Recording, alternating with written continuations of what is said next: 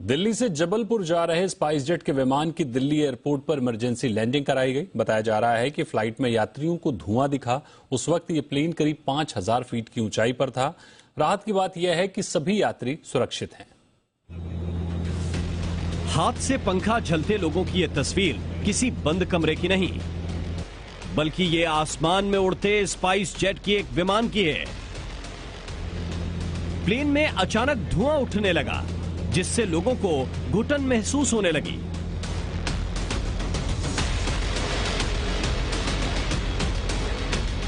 विमान दिल्ली से जबलपुर की उड़ान पर था। दिल्ली एयरपोर्ट से टेक ऑफ के कुछ देर बाद यात्रियों को फ्लाइट में काला धुआं दिखने लगा। जिस वक्त यह हादसा हुआ, उस वक्त यह प्लेन करीब 5000 फीट की ऊंचाई पर था। जैसे ही पायलट को इसकी जानकारी मिली, उसके फौरन बाद दिल्ली एयरपोर्ट पर प्लेन की इमरजेंसी लैंडिंग कराई गई।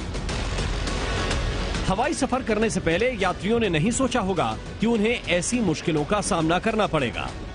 गनीमत यह रही कि फ्लाइट से सभी यात्रियों को सुरक्षित बाहर निकाल लिया गया, लेकिन यात्रियों का आरोप है कि ग्राउंड स्टाफ ने उनकी कोई मदद नहीं की।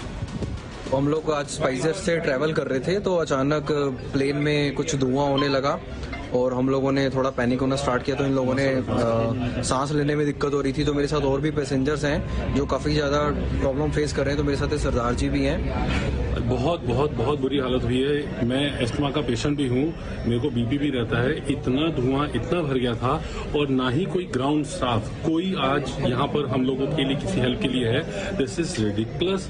हम आज मरते मरते बचे हैं, लिटरली मरते मरते, लेकिन यहाँ पे कोई भी ग्राउंड स्टाफ नहीं है जो एक कोई हम लोगों की हेल्प या कोई सेटिस्फेक्शन कोई आंसर दे।